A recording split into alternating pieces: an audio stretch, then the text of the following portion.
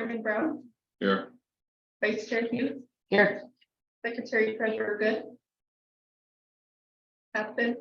Member Armstrong. Absent. Member Paluda. Present.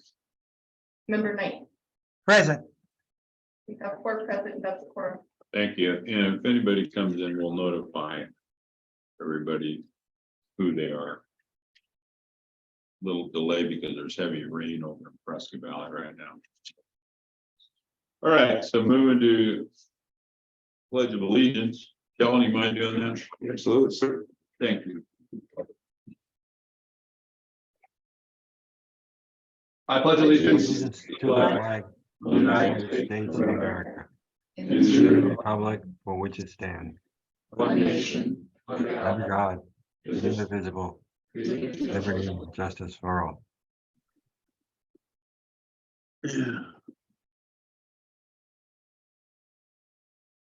Nice, Tom.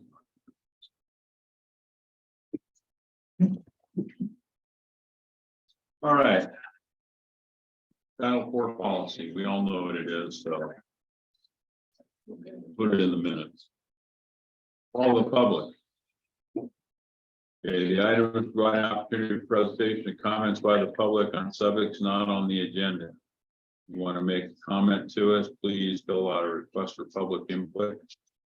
The clerk, and we will make sure you're heard. Speakers are limited to 3 minutes usually, and any moment attending verbally wishing to address the board may request to speak or provide a written comment. You know, use raise my hand if you're doing it over computer. The board members will not discuss or take action on matters raised during the call of public or may direct staff to study the matter and then refer it back for another scheduled meeting. Okay, consideration of possible action approved March 15, 2023 executive minutes, and I'll move. Mr. Chair, if I may, sir, before we continue, note that member Good is present at the meeting. Thank you. Hi, Phil. We thought you were over at the rodeo ground. Good joke.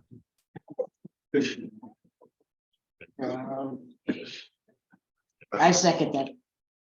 Great. Phil Good is here, so you make, and also Kevin has come on line too from our town. Thank you, Kevin.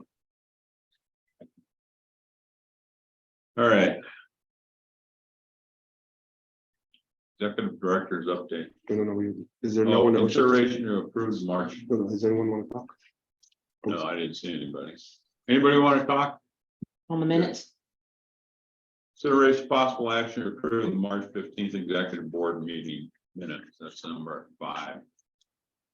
Also move. Second. Have a second. Any comments? All in favor? Aye. Aye. Minutes are approved. Okay. It's all yours, Vinny. Executive Director's update. Thank you, Mr. Chairman, members of the board. Brent, if you would, I'll put front on the dice. I only have 2 announcements. Number 1, tomorrow Allison will be sending you out a notice about the Rural Transportation Summit. Just want to compliment everyone. Last year we were 100% strong of executive board, so I don't know what your schedule is looking like, but pencil it in for October the 18th through the 20th. We're going to Gary Knight's backyard. It's in Yuma. So we're grateful that the Rural Summit will be in Yuma this year. And we hope to show up in strength to talk about transportation throughout rural Arizona. Allison will send you all an email tomorrow to the board and the TAC with all the details about the summit, the hotel location, the registration for the summit itself. So hopefully we can all show up for that.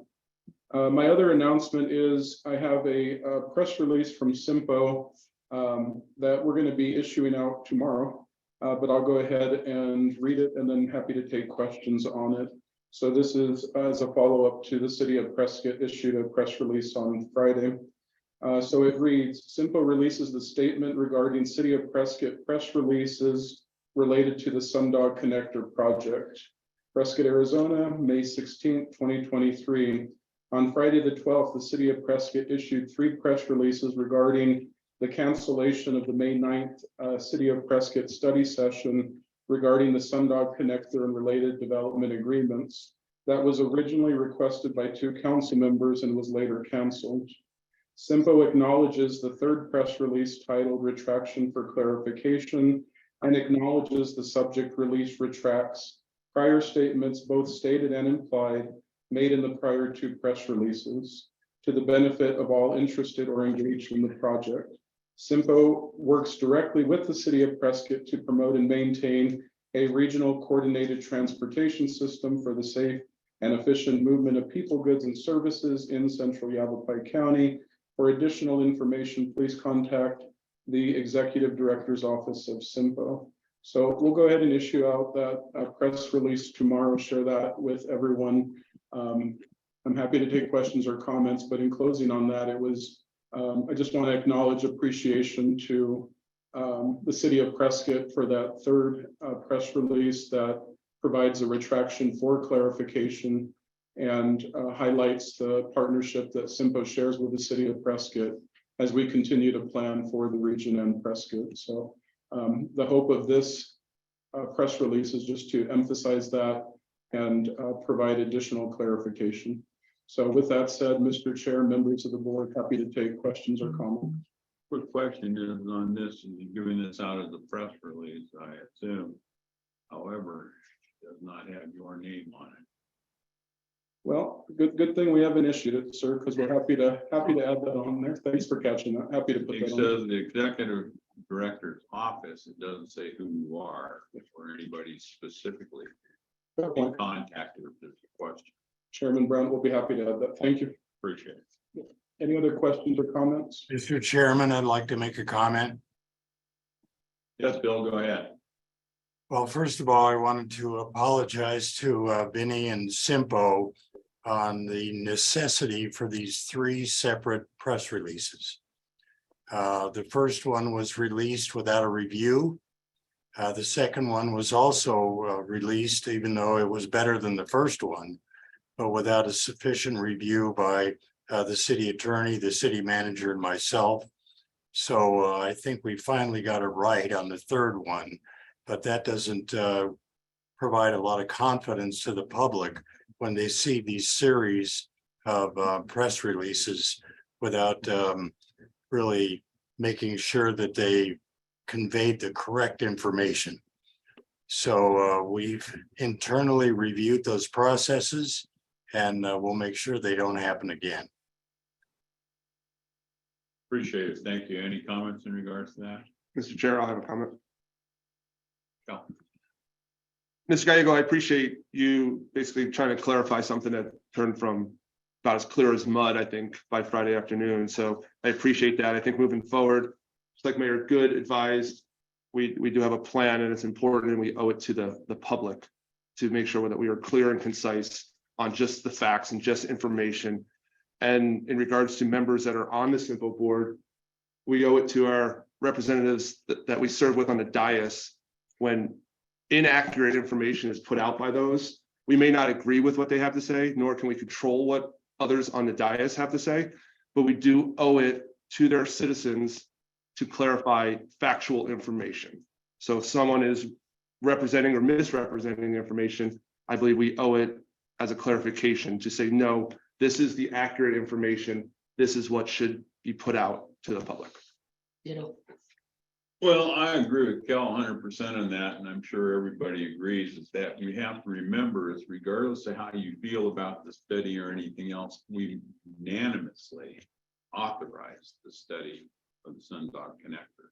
Therefore, until its completion, do we have anything to say whether we're going to accept it or not, or act upon it? Okay, you may be for doing the study and against the connector. You could be for the connector, but was against the study and vice versa. So that has to be kept in mind. So moving forward, we're completing a project that we started, and we'll deal with the results when we get there. Well said, sir. All right. Anything more? No, sir.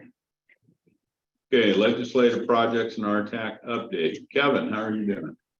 And if Mr. Chair, if I could just lead off just before Kevin, we'll segue quick into Kevin. Sorry, Kevin. Sure. Just so we can announce our specifics and then Kevin will highlight those and roll into an overall update. But I did send out an email previously to you as an executive board, copying our TAC, but to share with others in the audience and the greater public. The good news and the bad news, I suppose we'll start with the bad news and we put in for 2 projects with our legislative delegation. As we remember, one was Glassford Hill Road improvements in the town of Prescott Valley. The other one was State Route 89 in the town of Chino Valley between roads 3 and 5 north. Unfortunately, the $15 million that was requested through the RTAC bill for State Route 89 was not successful. Kevin will dig into some more details on that as to where some of the 11th hour movement took place, but staff had a high level of confidence with that request really until the 11th hour. So I want to acknowledge just the incredible work that CYMPO did as an organization. We appreciate Kevin, the RTAC partnership, and to shift and segue into the good news. We were successful with Representative Wynn's leadership, with the support of Representative Bliss and Senator Bennett, to be apportioned through the state budget $9.9 million to the town of Prescott Valley for what's projected to be an $11 million project. That $9.9 million will help with improvements on Glassford Hill Road from State Route 89A to about Long Look. That's about a 2-mile road improvement. Just a reminder that is the #1 regional road, a local regional road in all of CYMPO. So thanks again for making that decision early on to make a priority of these 2 projects. I'm sorry to be the bearer of bad news on State Route 89 and losing out that $15 million. But that's a good segue for Kevin to help us explain the good and the bad. So it's all you, Kevin. Thank you. Before we move on, Kevin, and I appreciate you going to tell us the good and the bad and the ins and outs. I'm going to make a statement. CYMPO works its butt off, before these legislative sessions to get with our legislators, our senators, all of our elected officials within our region. We try to bring everybody together to try and show what we believe are the true priorities for the entire county and cities.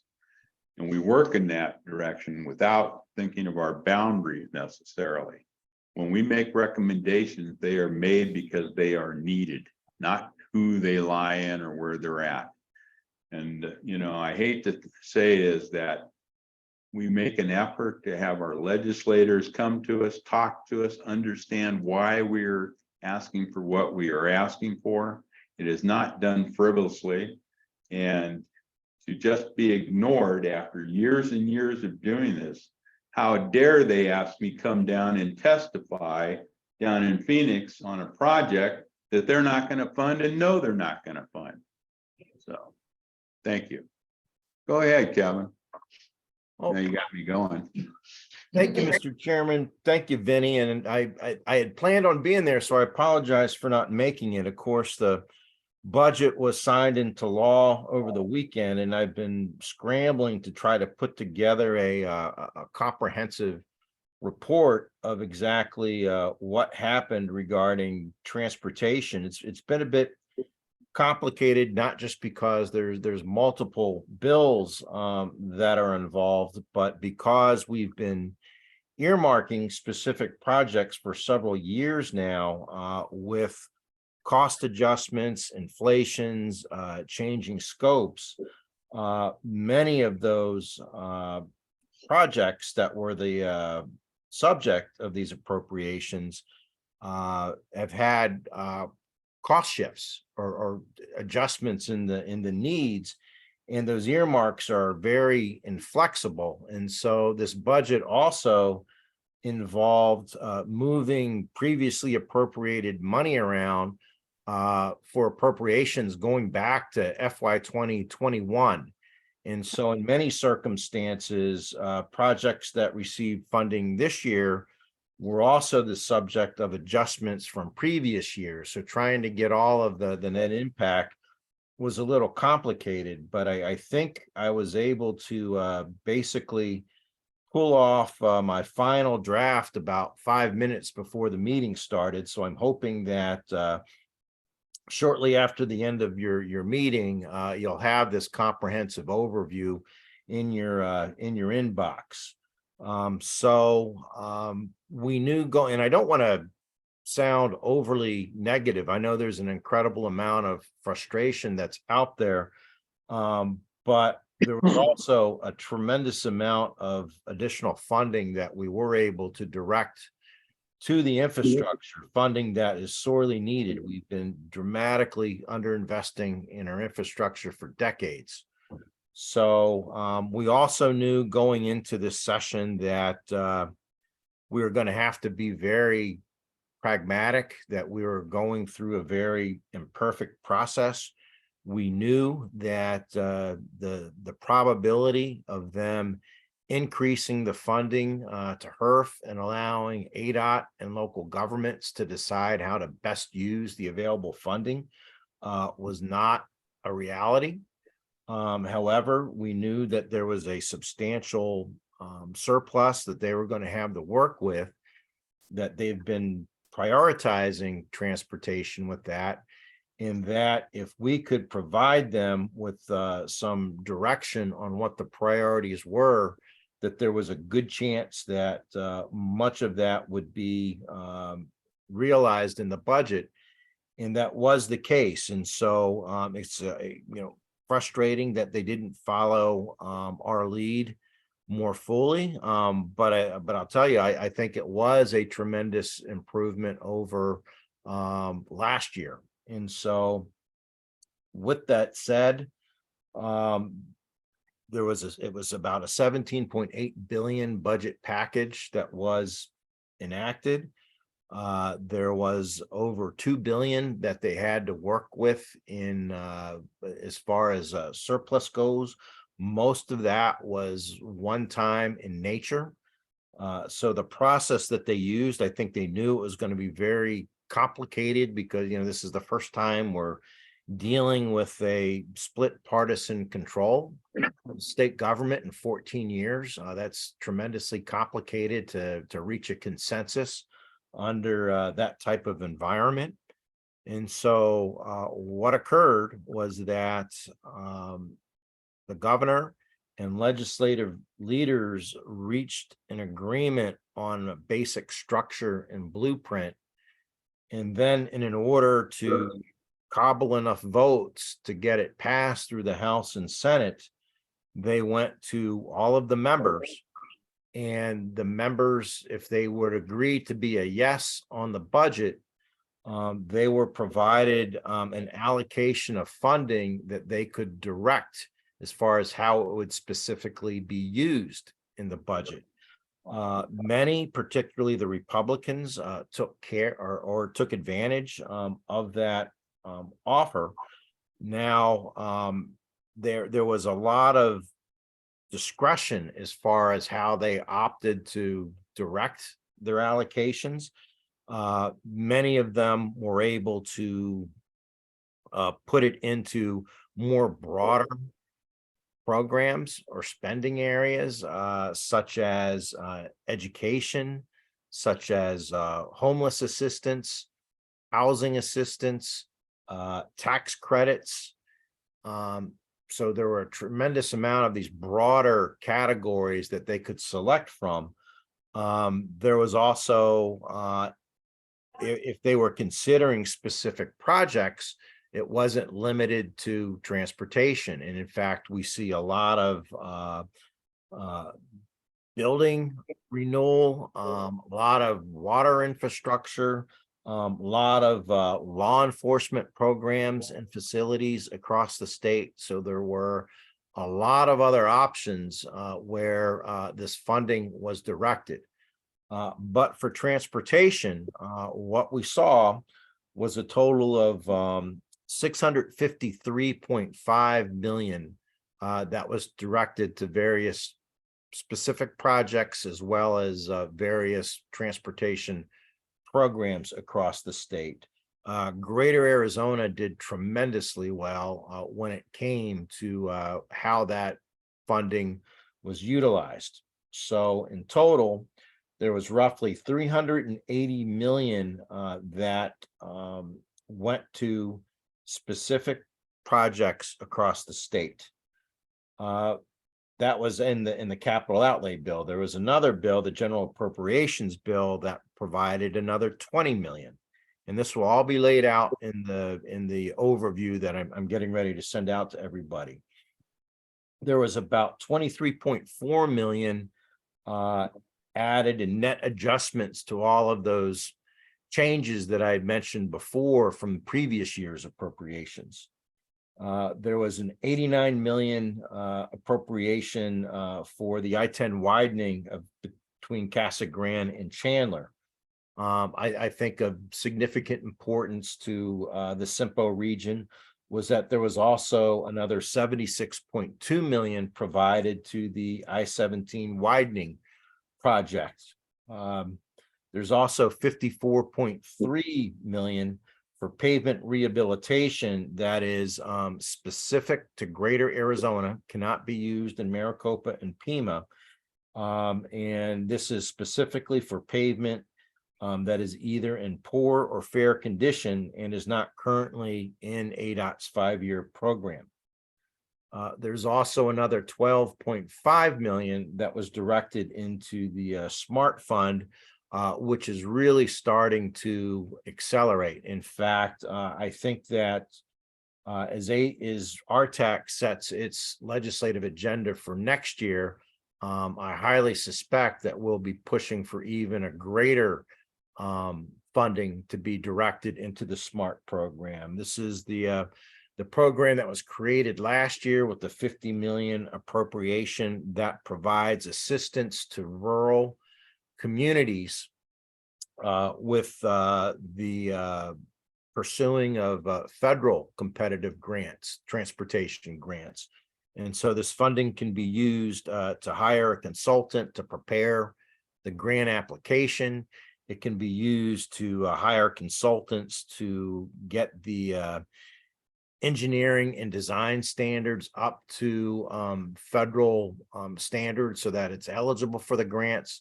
And this funding can also be used to provide the local match associated. You know, that's typically 20% for most of these federal grants. And so, you know, ADOT got that program up and running in November, and we're already starting to see a lot of interest, which I think is terrific as far as being able to maximize the level of federal funding that we bring back to the state and to rural communities. And so I'm glad to see that while 12.5 million is, we probably would have liked to have seen it higher. At least there's something there to hopefully keep that program going further. As far as specific to the CYMPO region, I think Vinny touched on basically what occurred. There was 9.9 million for Glassford Hill Road.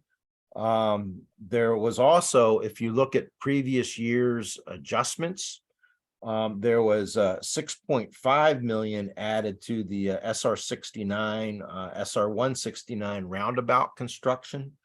There was also 178,000 added to the SR 69 repavement through Prescott Valley. So in addition to what appears to be a last minute deletion of the 89A funding for this year, there was also a deduction for that project from an earlier year's appropriation for design at 2.4 million. So and if you look at all these previous years' adjustments, I think much of this is internal to ADOT. And so I would highly recommend that you consult with the district as far as what exactly their status is and what their plans are for 89A. But clearly, more funding was needed this year to get it through construction, and that didn't materialize. And so I think that that's a fairly comprehensive overview of what happened, if anybody has any questions. Mr. Chairman. Just 1 second, Sir. Benny. Yeah. Yes, Yeah. Kevin, Yes, sir. they got $20 million, each member got $20 million, is that correct? As I understand it, the senators got 30 and the House members got 20. 30 and 20, okay. All right, thank you. Go ahead, Vinny. Benny, go ahead. Mr. Chair, I just want to follow up. You and I had spoke with this, and Kevin just mentioned this also. And this is important for the board to understand. So Kevin noted there is around a $2.5 million reduction to the 89A on-ramp project. So I have already followed up with a district. I have not heard a response back, but Chairman Brown and I have the same concern. My educated guess in the moment is this: when the bill was passed last year, the wording of the bill stated $3 million to the design of the 89A on-ramp project. The design will not cost that much. The reading of the bill should have read design and construction. So if I'm following the math. Also, it should say it's in Prescott, not Prescott Valley. That's an important note too. I would say the biggest fear I have is they are resolving it. That's not the fear. The good thing is they're resolving it.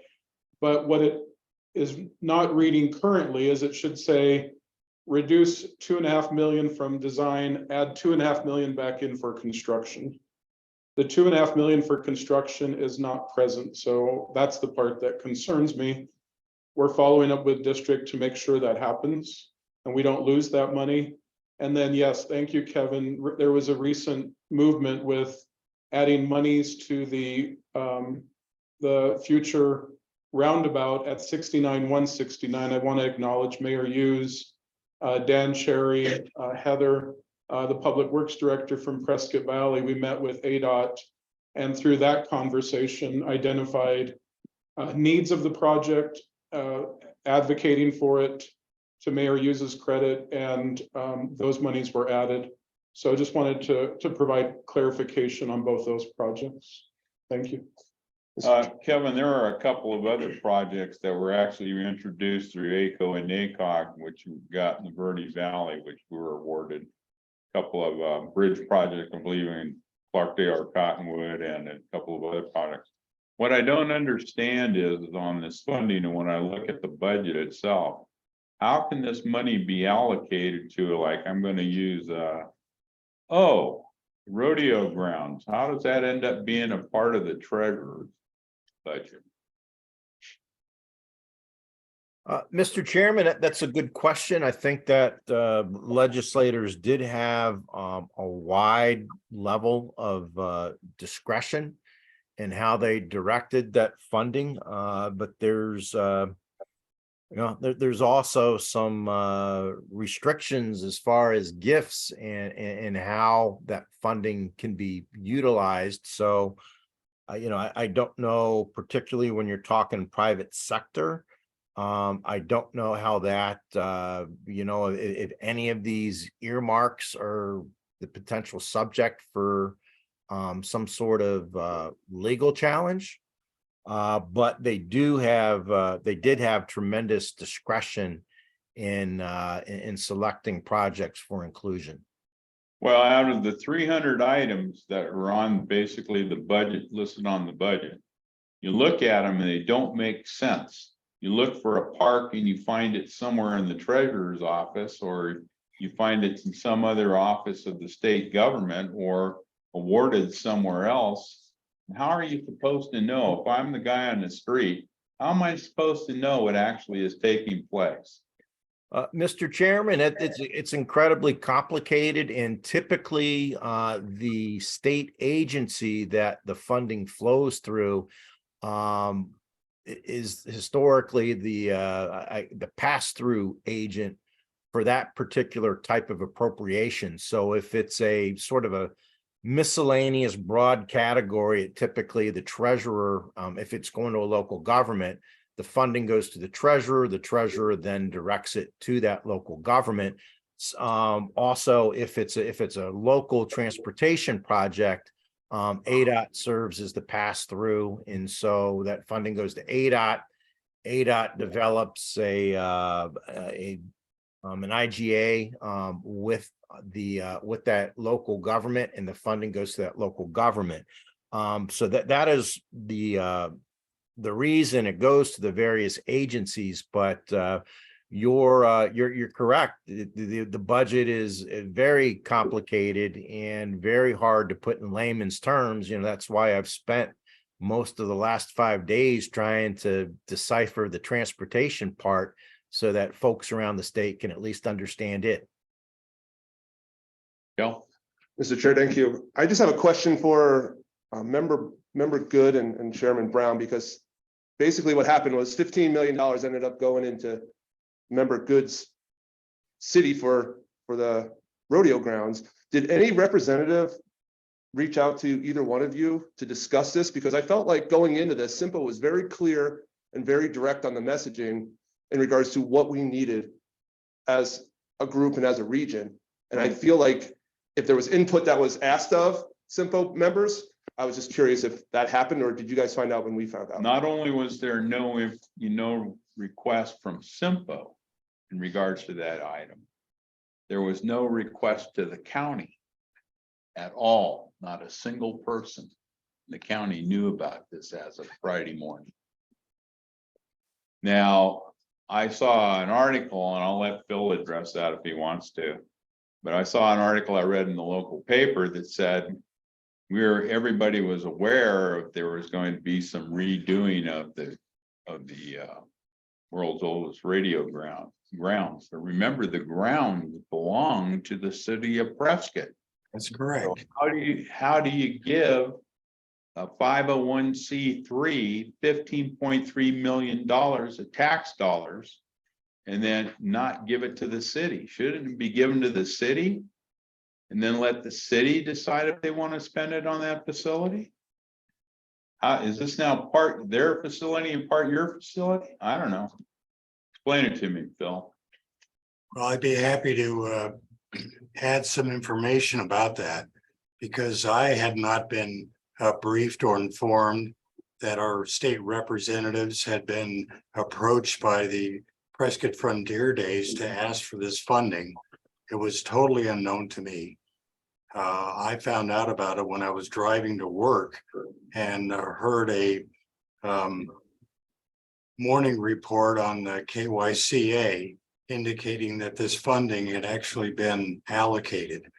And I was totally unaware of it. So I reached out to all three of our state representatives and 2 members of the Prescott Frontier Days to ask why no one even bothered to contact me to find out whether I supported such a request for budgetary allocations. And everybody was pointing the finger saying, well, we just assumed you knew. And no, I didn't know. All we had seen was a conceptual presentation to the city council. No action was taken. We did not have an amended lease agreement for how this money would be used if an agreement was reached. So I found it quite disturbing that such activity was being taken forward to the legislature without even the basic courtesy to contact the mayor of the city who owns this property and owns the facilities to at least say, are you aware of this and do you support it? But apparently there was some previous meeting where this was discussed. I wasn't aware of that meeting either. And my name somehow showed up on a written budget request allocation indicating I was a supportive shareholder or stakeholder. I individually am not a individual stakeholder. The city of Prescott is. And I just found the whole process to be quite disturbing in how it was actually conducted and how this substantial amount of money was awarded. And we still have a lot of questions about who is the fiscal agent for this money? Where will it be held? How will it be monitored and audited? And whether the master plan is accepted in phases, or there's just a lot of unanswered questions. So I'm sure all of you that are elected officials understand it's easy to paint a very pretty picture. But it's really important to look at the details, because that's where the devil resides. Not claiming that, I'm not saying that the rodeo is the devil, but we know that the details of a contract are extremely important to make sure that public tax dollars are properly handled in a very high level fiduciary respect. I just want to make one other thing clear in regards to this situation is that Tom Armstrong is not here today. I don't know why, but I have talked to both mayor, town manager, and several council members in Chino Valley. And they all assure me they had no knowledge that this item of 89A North was going to be taken or stricken from the budget. Nobody talked to them at all. They've already met with me and they'll proceed with the way they think they need to proceed. Can't find ADOT to make a comment, so. Ultimately, it came down though, Mr. Adam, is it correct that a representative from up here, they made the conscious decision, they elected to use their allocation of money, the 20 million or the $30 million, to go towards the rodeo grounds as opposed to 89. Is that correct? Someone made that decision. That's essentially correct. Now, we never saw, there was never an actual budget draft that had the 89 project in it. I think there were some pretty strong assurances that you all received that they were going to prioritize it. I can't say who specifically used their allocations for what, but clearly, I think it's probably safe to say that no one outside of LD1 used their allocation for the rodeo. I think that's fair, assumption. Well, it's kind of funny that, Kevin, the way this comes about is we first get the notices because one of our representatives wants to apologize for what they did.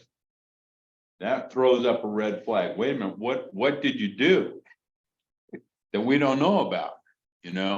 Another one takes credit. Oh, I got mine through, so everything's okie dokie. But the truth of the matter is that's not what happened. More and more you look at it, they sat down and they started playing. We'll all give a little bit to this. We'll all give a little bit to that. That way, nobody can say we ignored the entire deal. And, and it's also further complicated. One, I don't think you're ever going to see a list published with what everybody used their allocations for. And also keep in mind, it wasn't just for projects. They had the option to use it for projects, but they could have also allocated some of their funding to go to the tax credits that were also enacted. So it's, we probably won't see a cut and dry document that shows specifically how individual legislators who voted for the budget opted to use that allocation that they were given. Well, their explanation would be, my estimate is it needs to be substantial because there are going to be a lot of people that are going to come to this party the next time the election takes place and wonder, you promised me, you told me, you said this, and all three of them did, and they did not support what they had said they were going to support. Something else came in and had never been discussed. Never. Not by Prescott Valley, not by the county, not by Chino, none of the other towns and cities. But yet we're going to have to pay for this, and we weren't even asked. And I just want to add that ultimately, at the end of the day, we trust our representatives to make the decision down in Phoenix on where the money goes. All I would have liked to see is a conversation be had with us saying, hey, this has come to the table. This is a possibility where we could allocate some money. What are your thoughts? What does it look like? Just involve us. That's all I was asking. And I think we could have been able to swallow it a little bit better as opposed to the mayor hearing about it on the radio, some of us reading about it in the paper and things like that. That's all. Just the communication was a breakdown that I think could have been avoided. All right, anything else? Benny? Mr. Chair, members of the board, just in closing, a segue to next month's meeting. It's my intent as staff, with the cooperation of the TAC, to bring you recommendations for next year. I know we're all sitting here trying to take in what just happened, but things are moving quickly again as we prepare for next year. I mentioned in my announcements, the Rural Transportation Summit's happening in October. In order to make that effective, we as a region the staff will bring you recommendations next month as to the legislative session next year. But we need to be working on those projects now. Back to echo Chairman Brown's comments at the very beginning, we worked incredibly hard to come up with those two projects. There was a lot of time and energy, if you remember, leading up to your decision to choose those projects, and then clearly the time spent afterwards. But for staff to take all the possible projects, to work with your staff, the TAC, to work with you, and then ultimately as a board, that's a tremendous lift, because it's not, by no means are these data-driven decisions. They're clearly, as you all are talking, political decisions, data, public, and we're also competing obviously against other non-transportation issues now. So the intent next month, Kevin already alluded to it, the RTAC board has not voted yet, but the MPO COG directors as an advisory board to the RTAC board are making the recommendation to increase the request from this year to next year. This year was 300 million statewide. The proposal for the RTAC board will be 400 million statewide, which translates to CYMPO's portion being $33 million. So again, that is tentative, that is proposed, but it is the intent of CYMPO staff to return to your board meeting with recommendations for that 33 million, with a very clear understanding that we'll need to address 89, which was not successful, and return to some of those other projects that we've mentioned.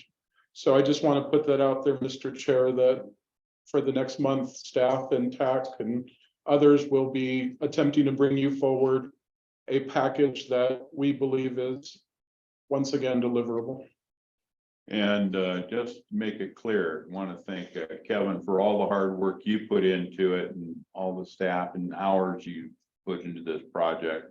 You know, it's kind of a thankful thing, because we look at things and it's kind of trying to keep an eye on a chessboard, you know, over a long period of time. And it's very much appreciated. You know, we didn't get everything we asked for. We did look at the positive side of it. We did get some good things done in the Verde as well as in Prescott Valley. And thank God for that. Thank you. Mr. Chair, this is Board Member Knight. I would just like to add that to what Kevin has said, the smart funds, there was additional 12.5 million added to that. That's 2.5 million for each of the 5 pots. Transportation Board has to date awarded, I believe we've only had 6 applications, maybe 7, I'm trying to remember, but we haven't awarded nearly all of the money in any one of the pots. We did limit the allocation, the award at last month's meeting, so that we kept enough funds in the pot for additional, so we could spread it out over the state. and not give it to all to one particular project or one area. In this case, Flagstaff. And so I just wanted to mention that the SMART funds are still there. They're available and they've been increased by 2.5 million per pot. And they're still need to be considered for future projects that you're going to apply for a grant, federal grant for. Thank you, Gary. And Mr. Chair, if I could just follow up on that, and Gary, as part of the legislative agenda for RTAC next year that Vinnie alluded to, where we will be recommending pursuing another list. We will also be recommending that RTAC get behind another funding amount for the SMART fund going forward. Great. I think that's a very good idea, Kevin. I think the SMART funds are proving to be a huge benefit for the rural communities that would not be able to come up with matching funds. They're now able to apply for grants that they wouldn't have been able to even look at in the past. Anything further? Right. No, I've got nothing. Okay, transit mobility update. Brent? Thank you, Mr. Chair, members of the board. In the spirit of our last update that occurred in this very council chambers, I'm going to invite Pedro Rodriguez up one more time to highlight the activities of Yaba Line. So I will invite Pedro up now. Thank you, Pedro. Thank you. Good afternoon, Chair, Vice Chair, and the board. My name is Pedro Rodriguez. I'm the Transit Development Coordinator for the town of Preston Valley. I'll get into it, I guess, once the slides come up, but just wanted to provide you guys with some of these brochures. Gives you a little bit more information for service. So there you go.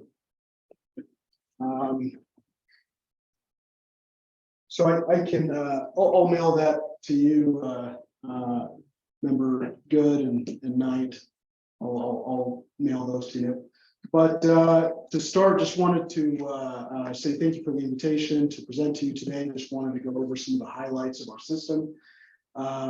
We've been in service now for almost 9 months, and we've seen a lot of success. Next slide, please. So here's some stats for you. In this next page, that's all right. So as you can see, so the graph that you see here in the black, the total completed rides. So this is all of our rides for the last 2 quarters, with a couple more weeks in them. But so almost 9 months, we've had now close to 9,500 rides. So been going very well. Right now we're kind of we're at our peak capacity right now. We're at the 400 level for rides per week. To the top right, you can see the ride purposes. So again, you know, as mentioned last time, employment, we have 45%, education is 5%, medical 12%, recreation 16%, shopping 18%, and other purposes are 4%. Half of those rides are shared rides, meaning that there's multiple people riding inside the vehicle at any given time. Our average ride distance is almost 3 miles, and we have about 1,200 or so unique riders. That number has increased in the last couple of weeks. Wheelchair accessible rides have been a little over 300. Our cost per ride is about $40. So this is kind of in a nutshell of what the system stats look like. Next slide, please. So I just wanted to provide you with this information as well, just some of the partnerships that make all of this happen. So pre-implementation, we had to have some plans and studies. These are 2 companies that helped us do that, as well as CYMPO's phased transit plan. I believe that was Nelson Nygaard. New Horizons is our local transportation company. They're here in Prescott Valley or in Prescott Valley. They have been providing services for people with disabilities for, gosh, a good 15 plus years now. They provide us with a call center operations. Yes, go ahead. Yeah, going back to that real quick, New Horizons, are they bringing people from anywhere else into Prescott Valley for services? That they do. So they have kind of two legs of their services. One is they provide service in 4 counties in northern Arizona. And so they provide transportation for people to go to Phoenix from these 4 counties, between counties and between cities. If that's what you were asking. Well, New Horizons, is they actually bringing folks from, say, Prescott into Prescott Valley, do whatever they have Yes. to do. And They are vice versa. doing that. Yes. Okay, thank you. Yeah, of course.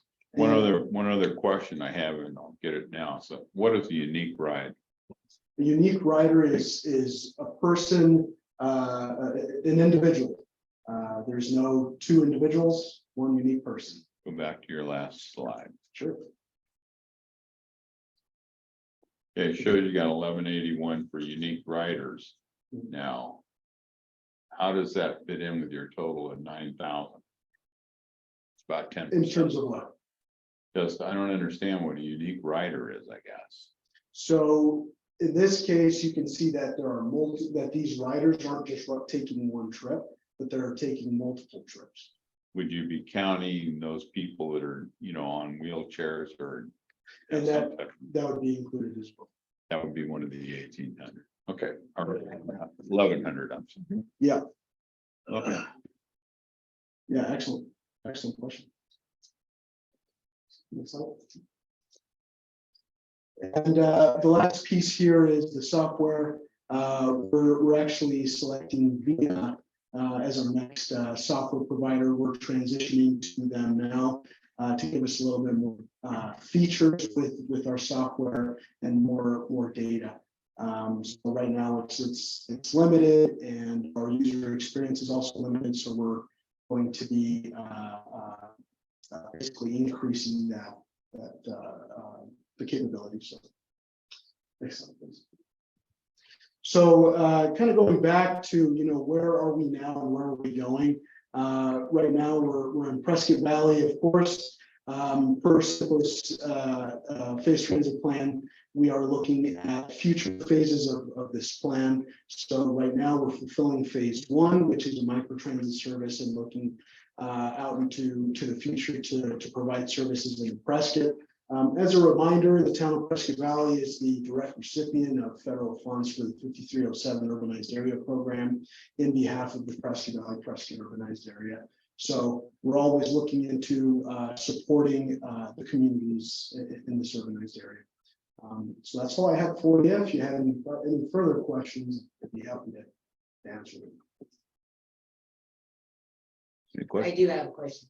On your chart, it said $42 per rider. That's the cost plus all of the expenses, correct?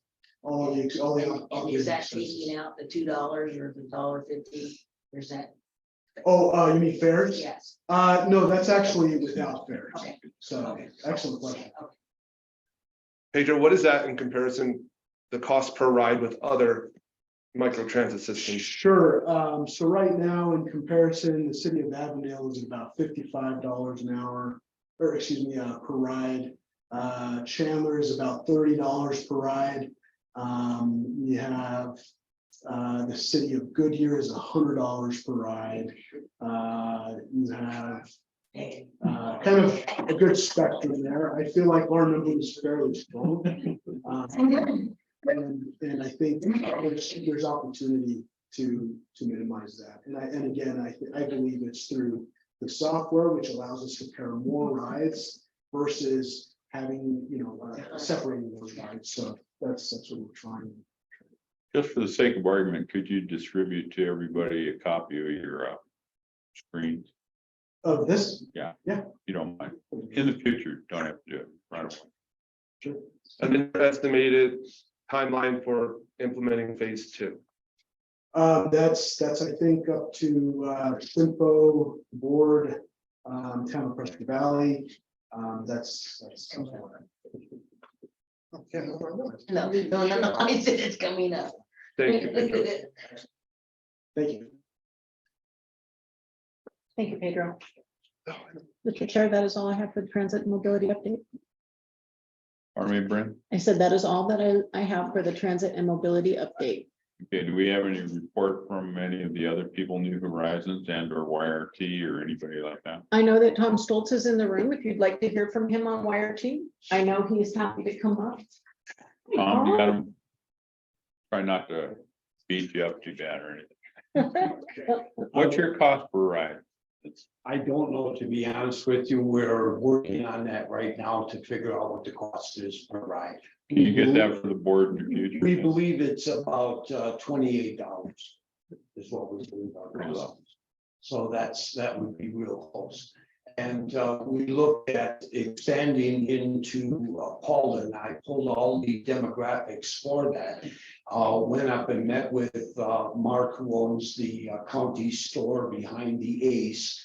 Took some pictures because it's an ideal place for a bus stop. We can turn the bus around in there, set the bus stop up. He has offered to have all of the riders park their vehicles in his parking lot. So he is still on board for doing that. However, that's going to involve additional financing from ADOT, and I'm just working now on putting that program together so that I can present something to them, because we're in the middle of our 2-year grant.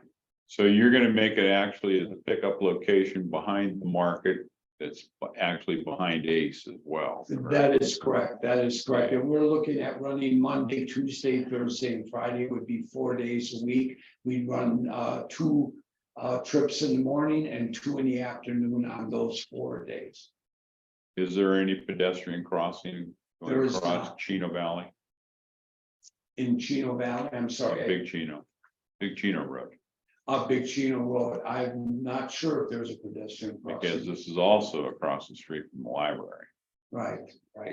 And maybe we can talk to our public works director and see if he can't get some pedestrian crossing there. It would be an ideal location for us, but again, we have to put together the entire proposal so that we can sell that proposal to ADOT. And hopefully we'll be able to sell it to CYMPO as well. Okay, so something to think about that. Anybody else? Thank you. Thank you. Thank you, Tom. Anything else, Brent? That's it, Mr. Chair. Thank you so much. Thank you. You didn't get on me about me calling your name, saying your name properly. You said it beautifully. Thank you. Anyway. All right, review and discussion of possible act to approve the initiation of a roadway safety analysis for SR 89A. Mr. Chairman, members of the board, in cooperation with the TAC, we're currently conducting a safety plan, which is led by Greenlight Traffic Engineering. One of the things that's highlighted is various corridors throughout the region. CYMPO has had meetings with residents in this particular corridor, and I will get you situated. This is State Route 89A at the base of Mingus Mountain. And it would be from the intersection of Robert Road or Fane Road towards the base of Mingus or Forest Service boundary. That's about an 8-mile corridor. We have been contacted by concerned citizens. We have met with DPS, and we sat down with ADOT to look at the situation. I will give you the bullet point that in the last 5 years, there have been 66 crashes, 3 fatalities. If you're familiar with coming from Jerome down Mingus Mountain, very often you will see those at a high rate of speed. There's a lack of shoulders in that area or shoulder improvements. At times there could be weed overgrowth in other situations. So all that to say, ADOT's doing the best they can. We do have a pot of funding to further analyze situations like this. The proposal in your packet that we're asking that you have an action item on is to allow staff to do what is called an RSA, or a roadway safety audit or analysis, either one, at a cost of $35,000. What that will do is it'll look at this 8-mile corridor It will look at all of the specifics historically, presently, and will give us a blueprint of moving forward. It will interview all stakeholders, including DPS residents, you as elected officials, your staff, and will give a very detailed analysis of what's happening in this corridor and how to improve safety. With that said, Mr. Chair, I'm happy to take questions and comments. Question is, this is all ADOT property, right? This is all their road. Yes, sir. So why are we assuming the cost to do this study? Mr. Chair, members of the board, this has been CYMPO for the last 20 years. I guess acknowledging the limited resources, CYMPO has often taken greater leadership, if not a greater partnership with ADOT. The example would be, we're currently doing the 69 master corridor plan. Again, that does that, ADOT owns that highway. But in order to make movement, CYMPO has taken and invested CYMPO dollars into projects like these. So that would be the short answer. Sir. Have you talked to anybody in ADOT about this project? Yes, we have. We met recently with the ADOT district office on this particular issue. With all due respect, it's what I just said. They have limited resources. They're doing the best they can. There was no additional services that they could provide to this corridor. Once we know exactly what's specifically needed, then again, we can partner with ADOT, the town of Prescott Valley, the county, whoever feels that, again, this is great significance in the region, to find a solution and monies to go with that solution. Sure, there's research calls. Mr. Gallego, I just want to say that I think it's very important, and I couldn't agree more. The stats don't lie. Quite frankly, I'm surprised it's not even more in regards to fatalities up in that area. So we all know what happens. People come racing down off of the hill from Jerome, and bad things happen. So There are more activities considerably than there used to be up there off of 89A, and a lot of that, not just the downhill, fact that it's a big slope. A lot of people making turns, and now more and more residents up there in that area than, the different housing neighborhoods. So obviously, Andy, do you have anything you want to comment in regards to this project? Doing this study? Not that I have right now. Okay, thank you. See what Anthony's got to say about it, okay? Do we need a motion then to approve $35,000? Yes. Motion to approve conducting a roadway safety analysis for State Route 89A. Do I have a second? I'll second it. And I'm also going to utilize Julie Humboldt's technology on my vote. Technology, very good. Any other questions, Bill, anybody? No, but I'll vote aye on that. Okay, all in favor? Aye. Right. Aye. Yeah. That's what we do. Think it's aye for all those present. Good. Okay, review, discussion, and possible action, approve professional service agreement with Kittleson and Associates for the active community transportation unified plan. Brent. Thank you, Mr. Chair, members of the board.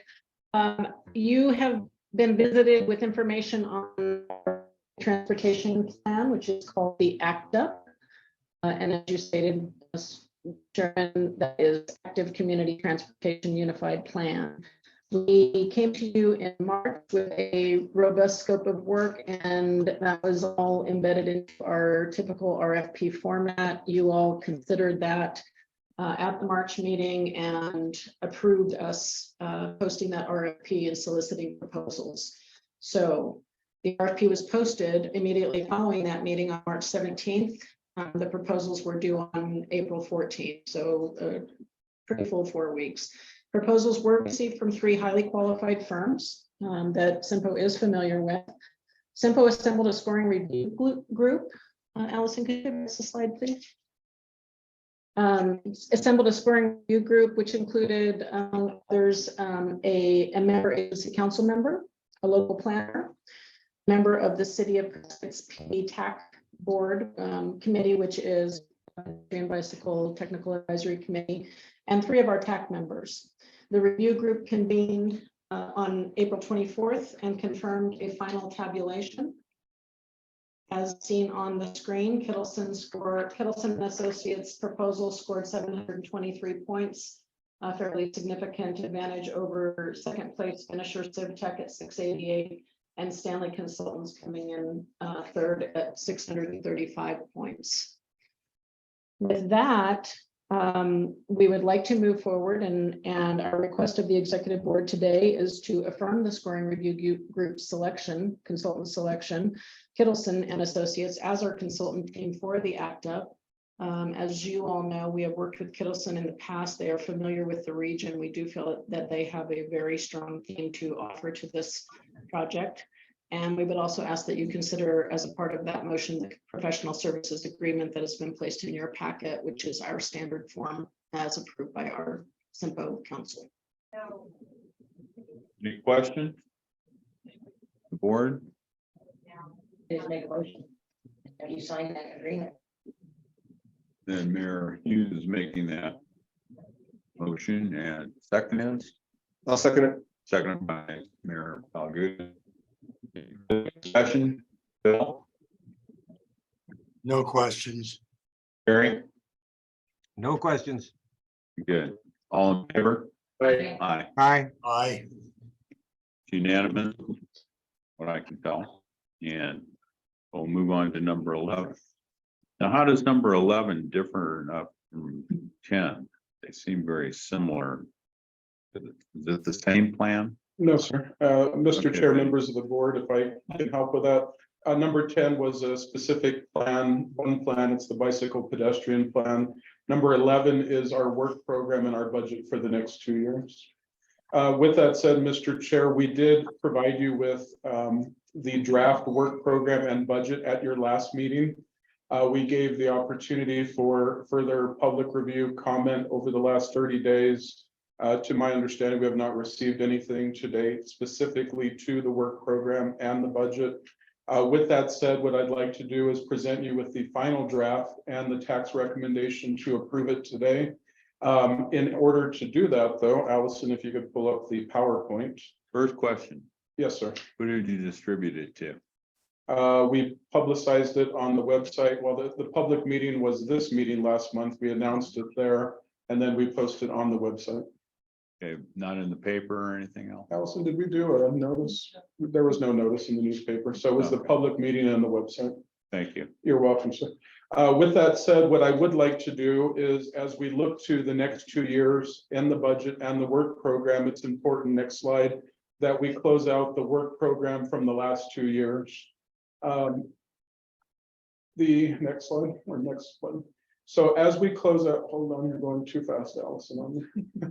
As we look at the last 2 years, we're closing out the last 2 years with a $3.3 million CYMPO budget. Next, what that is for each of you is a regional match associated with that. So the region's commitment to CYMPO is $376,000. I'd like you to keep this clearly in mind, and I'll use Prescott Valley as an example. So over the last 2 years, Mayor Palguda, Town of Prescott Valley have committed in match responsibility $119,000 to support a $3.3 million budget.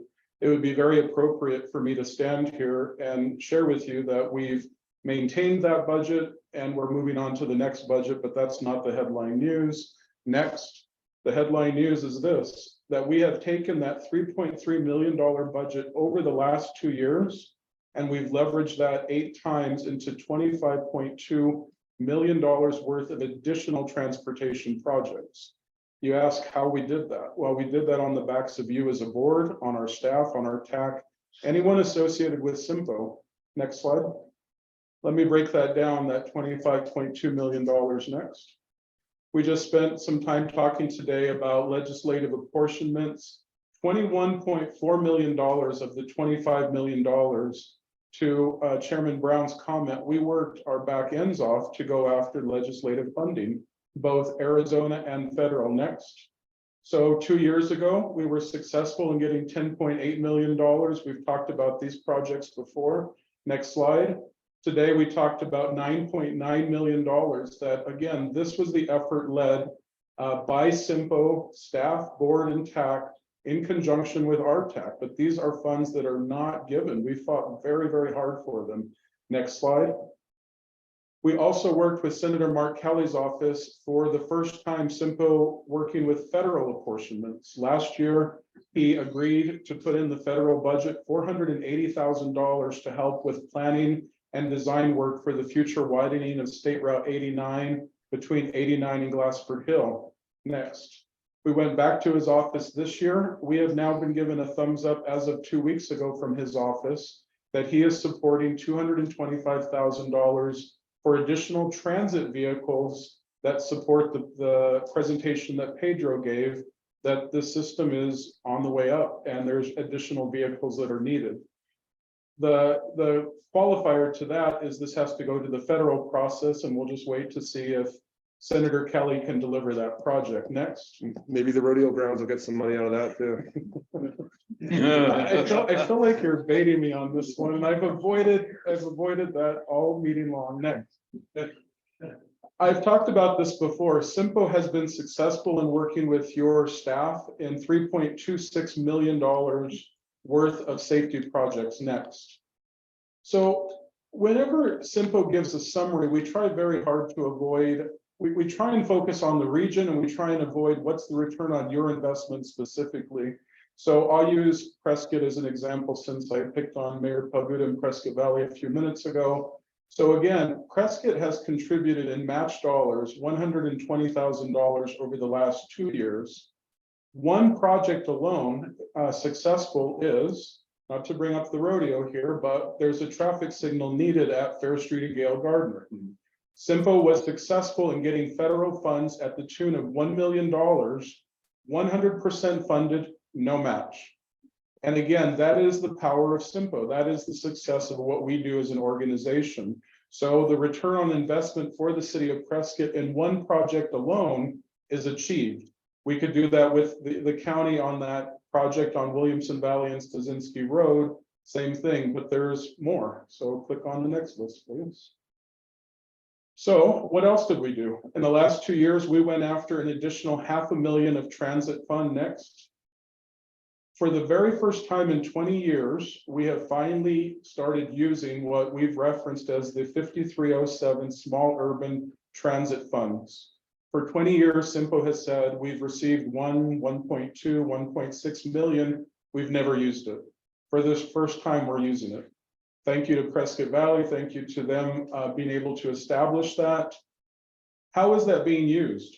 We have a master corridor plan. We've added an additional 40,000 to that study on top of what we had. We added 96,000 on top of our bike ped study. Next slide, please. We've also, 2 years or a year ago, we also applied to ADOT for $180,000 worth of mobility management funds. Those funds go to the program that Bryn runs to work with the local human service providers, mobility management, New Horizons, YRT, go down the list. That supplies that program. Next.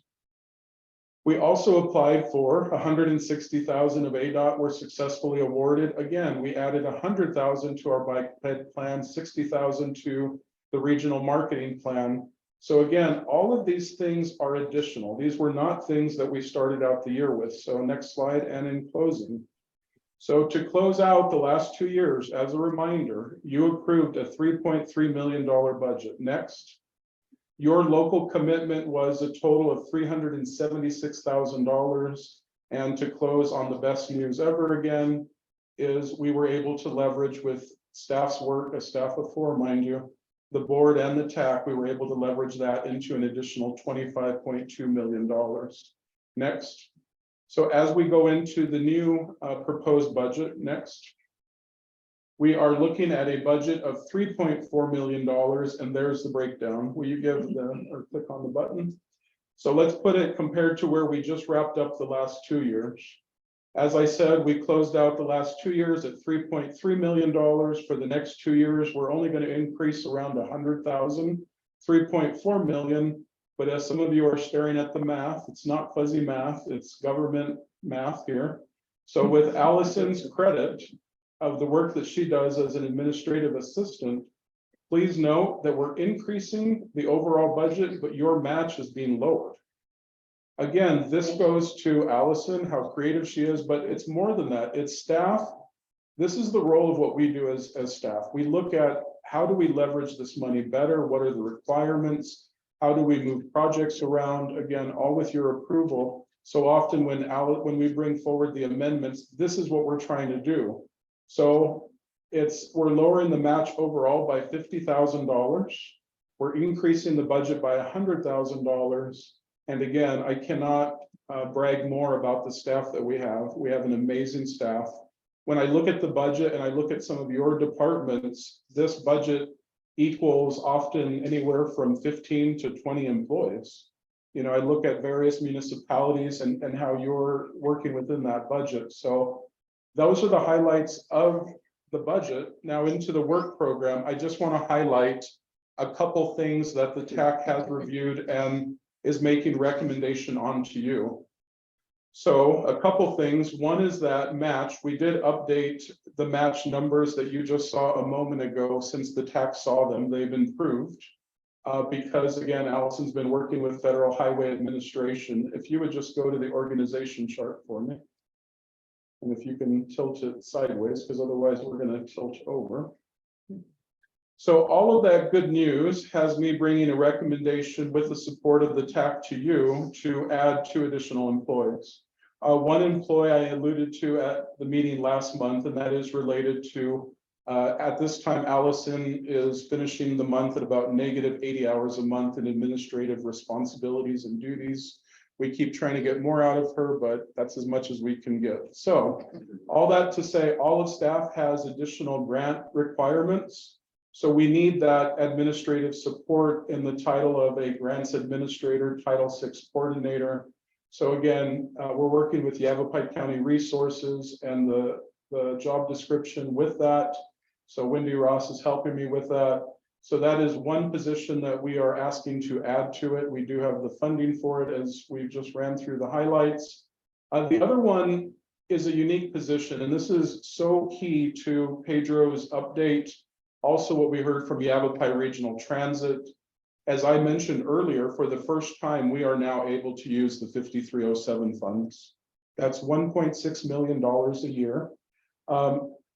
In talking with Mayor Palguda, the town manager, Gilbert Davidson, Pedro, the question that they posed to me in this discussion is trying to understand CYMPO's plan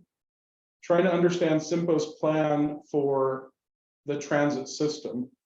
The transit plan has always been regionally focused. It's never been that one city, one town would take it on their backs and try and deliver it. So we would do this as a region. In order to address the greatest issue is how do we pay for it? So we have the $1.6 million. It comes with a match requirement, depending on what we're doing, of anywhere from 20 to 50%. For years now, CYMPO has been meeting with key stakeholders, such as the hospital, Embry-Riddle, Yavapai College, business community partners that are very interested in being partners with it. But we need this position, a transit development manager, to come on board and help deliver that. The role of that position, again, will be paid for by the 5307 funds. Their whole existence, once we get them on board, will be to address those partners and the match associated with it. They will lead the effort to have those partnerships with the Embry-Riddles, Yavapai colleges, the hospital of the community. It's critically important to know that CYMPO's approach is regional. So this is not only about Yavaline, this is about Yavapai Regional Transit. Bryn and I had the opportunity to meet with Tom this morning to better understand the real pains and struggles of running a rural system. And right now, those numbers, as always, are extremely challenged. So this position will go to support, again, how do we develop partnerships and the match associated with that. So with that said, any noted changes since you saw it last time are noted in the work program in your book. At this time, I'll go ahead and stop, other than to say that the TAC has reviewed it, made a recommendation for your approval. Staff is presenting this to you. We've set the bar very high for ourselves at $26 million. I've already announced that we're going to come back next month with a proposal for 33 million to ask the state legislature. Stay tuned on that. Either way, CYMPO has absolutely gone above and beyond with a staff of 4, and I'm very proud of that, Mr. Chair, and I'm happy to address any questions or comments that you may have. Mayor Hughes. I just think it's a great deal, and kudos to them for being able to accomplish what you did with the staff that you have. That's a big kudos to you all for what you do to bring that kind of a number back. So thank you for that, and I'm ready to do a motion if there is no other discussion. Sure, just Yeah. more discussion. Kelly, got anything you want to say? I said it before, Mr. Gallegos, you guys crushed it. And if anyone was ever to come and say, hey, you can get 8x on your money on an investment, there's not a single person out there that would say no. And what you guys do and what you bring to our region is incredible. So I know from the people of the residents of Prescott Valley, we thank you for all that the CYMPO team does. So thank you, sir. Mayor Good. No, I just sent a text to Lindsay asking for a copy of that slide deck. So I can present it to our council, because we're halfway through our fiscal year budget workshops. So being able to show that substantial return on investment, I think, is important for me to have that information. Yeah, and let me get one clarification for myself. This actual grant is currently being run by Yavaline. It's actually a partnership between Prescott and Prescott Valley, is it not? By contract? Mr. Chair, members of the board. Yes, the technicality of this is that there is one urbanized area per the census for this purpose that identifies Prescott and Prescott Valley jointly. Okay, So that pot of funding goes to Prescott/Prescott Valley. And then what Prescott Valley has done is they've taken the position to move forward, and the legal agreements have made them the designee in this case. But that pot of funding is for the urbanized area of Prescott and Prescott Valley. okay, good. Gary. Nope. I don't have anything at this time. Okay. Any further comments? Is there a motion? I make a motion to approve the fiscal year 24-25 Unified Plan Work Program and grant agreement with state of Arizona. Second? I'll second. All right, there you go. All in favor? Aye. Aye. Aye. I There's unanimous. Little delay in the cameras here. Mr. Chair, before you proceed any further, I must apologize. I have a Little League game that I must go to. This is my son's last week of Little League, and no offense to you, Mr. God Chair, forbid. he's more important than you, so. Good luck and hope we hit the home run. Thank you. All right. Northwest District report. So Andy, you've been with ADOT a long time, so how do we get any of these projects through the mill anymore with this? You know, it seems like they're given to everybody other than who their desks. What's that? You know, partnering with you is almost like a death notice. I'm not going anywhere yet. Gonna say that. I have been with the district for 24 years though. Okay, this is the So- Northwest District report, Andy. Thank you, Anthony. Mr. Chair. Anthony's not here, by the way, is he? No, he does send his apologies now. Other commitments prevent him from being here today, so. Yes, I will give the report today. One of the projects that in the previous transportation board that was approved was the $50.5 million statewide for pavement repairs. Those projects are going out through our maintenance units under the procurement rules. So not through our normal contracts and specifications bid projects. So contracts are being negotiated right now with contractors out there, on-call contractors. And we hope to have those projects on the road, so to speak, here in the next month. Well, I'd be welcome, I'm sure, by the the transportation agencies and our local. And us as a district as well. So we are fielding a lot of phone calls about the pavement, disrepair that's, What about that battery up there on I-40, just? that's part of, those are part of the projects that are under, in this group. And Can't I tell you do- how many phone calls we've gotten over cars having flat tires. Yes, we get those as well and other, Well, I send them to you. yes, you do. So, yes, we are building those. Okay. There are also some other funding sources that are being used. I don't have any updates on those, unfortunately, because I don't have the details of those. But more funding sources being used for these repairs. So some of them are our shovel-ready projects that we had sitting on the books that are getting funded through different sources. Those will go out to CNS. But I don't have any more details on that than. Is there anything we can do to help you in regards to that? If Gary? you can find us some people to actually do the work, that'd be great. Because So you're having problems with so material? funding sources don't seem to be the problem right now. It's actually finding people to get the work done is one of our big hurdles right now. Gary, you might think about echoing that to the rest of the board so they're aware of it. It probably is, you know, throughout the state's got the same problem, I would imagine, but.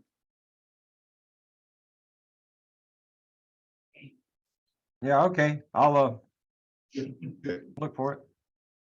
Okay, thank you. Okay, going on to the project list in construction right now, the I-17 broadband and the way to McGuireville rest area. That project is substantially done, just some punch list items really, but that fiber optic system now is up and that backbone system is now running from Phoenix all the way to junction of I-40 and 17 now. That whole segment is now up and operational.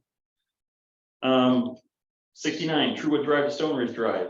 You may have noticed we started the mill and fill work on that on May 7th.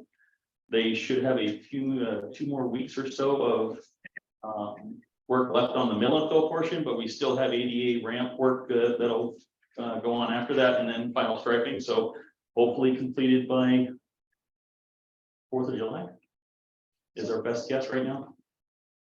I just got a question on Yes. that. So the quality control is, it's ridiculously rough for being brand new redone. It's unbelievably rough. Is there a performance base? Do you have that in the contracts or? I will have to go back. Okay, Members, Well, check that. and But- if you look at where they're seaming right now, there's separation in the seam, so it's not gonna last.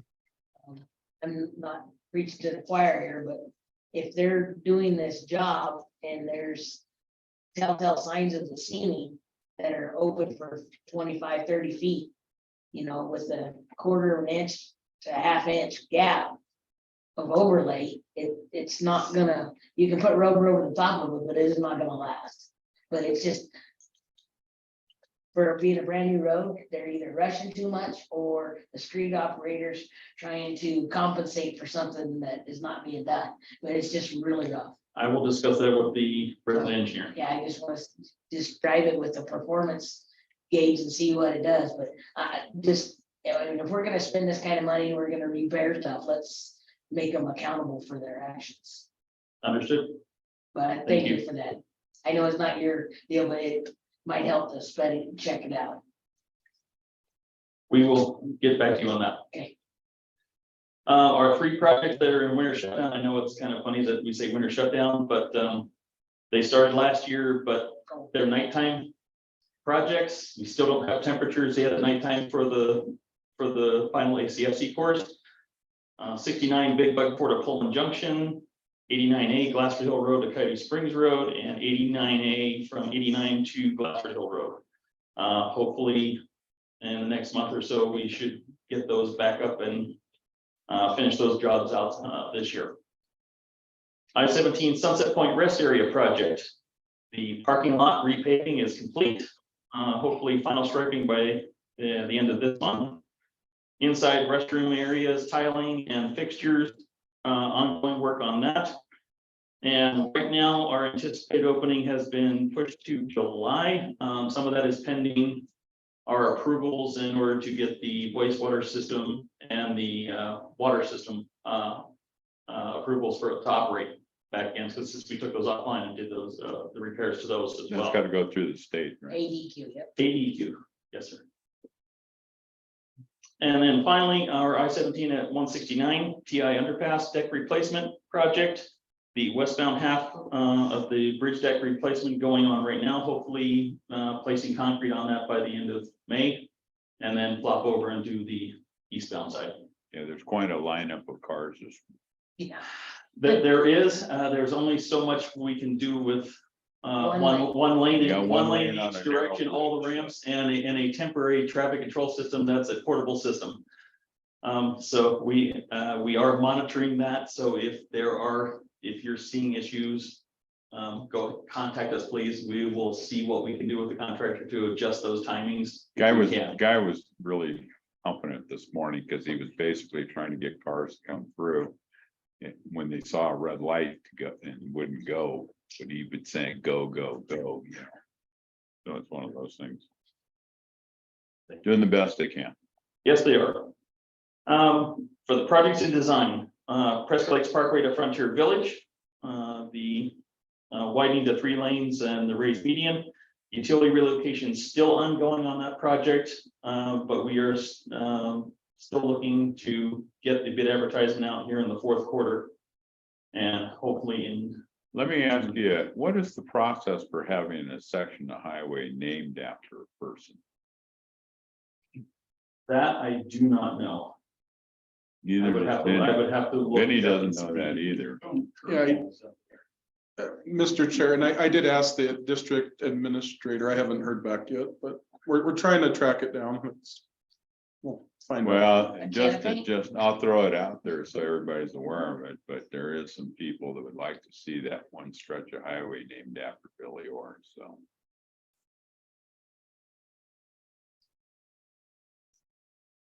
As you said, we It's will. basically a we will sign look in into it. memory of, right? Yep. Mr. Chair, I think you can put an application in for that through ADOT. That's what I was thinking, but we were trying to find out the process and Anthony wasn't sure, or Vinny wasn't sure Anthony had an idea. Anyway, it's the conversations that just started to take place, so thank you, Gary, I appreciate that.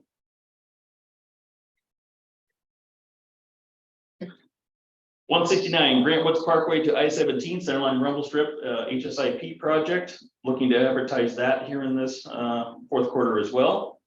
I thought the potholes were acting as the rumble strip. No, those are the ice. Oh, no, I'm those sorry. were that was to break the I ice. was to build up. misinformed again. That's supposed to be down. As I said, we are working to get those potholes repaired. I know you are because you fixed the section over on 169 over here, close to Dewey Humboldt, but then when you got halfway up the hill, they start again, so. Yeah. Well, the ones just past the bridge aren't very good either. Hey, this is, yeah, if I can. We're better than some though. State Route 89, milepost 339 to 363, basically hauled into Ash Fork, Centerline Rumble Strip. Again, that one hopefully to advertise this 4th quarter as well. 69 at 169 roundabout. We're having the project manager and the design team come up with a schedule yet, so I don't have right now information on when we are going to anticipate the development schedule. Anything on the road that's there in Ash Fork that leads up to the water unit? That one we are working on trying to get the funding to repair that and actually get it paved from the cattle guard at the Texaco to don't remember that first road there. I don't either. But we are working on getting funding for that. Now things going with pilot in regards to their discussions. That I do not have information on permits. Thank you. So, and then finally, 89 at Little Ranch Road. Looking to go to bid advertisement, actually 4th quarter of fiscal year 24. And our stage 3 or stage 2, 30% review is under review right now for that project. After 4 or 5 fatalities, it's about time. Had to wait for the HSIP funding to get approved for that. So. And that's the end of my report, Mr. Chair. Thank you, Andy. I appreciate it. Any questions for Andy? Thank you, Andy. You're welcome. Any questions, Gary? Bill? No questions here. Thank you. Thank you. Mr. Chairman, Phil, our Mayor Good had to leave about 10 minutes ago, just for your information. Okay. And Gary, you're the next item up. Anything else? Okay. The next state transportation board meeting is Friday in Gilbert, their council chambers. There are 4 items on the agenda that pertain to CYMPO. Item 6L, Prescott Lakes Parkway to Frontier Village is a road widening, and it's for the board approval of an increased budget of $500,000.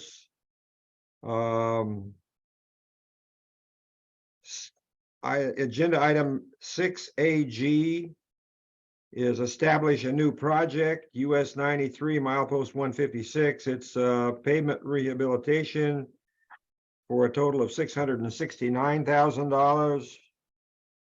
Agenda item 6AS, establish a new project, SR 69 Prescott Valley. And these are traffic signal communication upgrade. Total of that project is $120,000. And then 6AT is establish a new project, SR 69 milepost 289.76. Which is SR 689 at Stone Ridge Drive, and this is to modify traffic signals at a cost of $150,000. Those are all on Friday's agenda for approval by the Transportation Board. And of course, it'll be at 9 a.m. on Friday, open to the public or virtually, your choice. It will be also a public hearing for the 5-year plan. And I'll take any questions. Okay, any questions for Gary?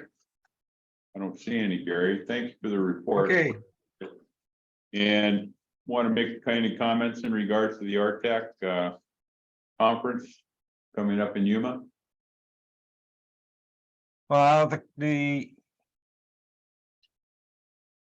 the Rural Transportation Summit, is that the conference you're speaking of? Yes. Yeah, that one YMPO has got the lead on that. That'll be in October. I think as Great. Vinny mentioned, the website for registration is currently open. And there will be, of course, 2 transportation board meetings in almost back to back in Yuma, because the December one will also be here, since it's since I'll be the outgoing chairman. So we'll have one here because of the Rural Transportation Summit. There will be one here in October, then there'll be one here again in December. And we are looking forward to hosting both events. So the YMPO will be available for any questions you might have, and the website, as I say, it's been posted on the website for registering. And I think you said you were going to put that out also. Is that correct, Vinny? Yeah, Mr. Chair, members of the board, and member Knight. Yeah, Allison will email it out tomorrow. All the information, she'll include the website for you, and that will allow you to register. I would encourage the hotel reservation sooner than later, in that There's multiple hotels. The host hotel is still available. But it will fill, and there's 2 or 3 other overflow hotels. So if you want to stay where the conference is, I would encourage you all to register for your hotel sooner than later. Absolutely. All right. Anything else? Thank you, Mr. Knight. Thank you very much. That's all I have, Mr. Chair. All right, then I entertain motion for adjourn. I say move. The mood, all in favor, aye. Aye. Aye. Thank you very much. Thank you.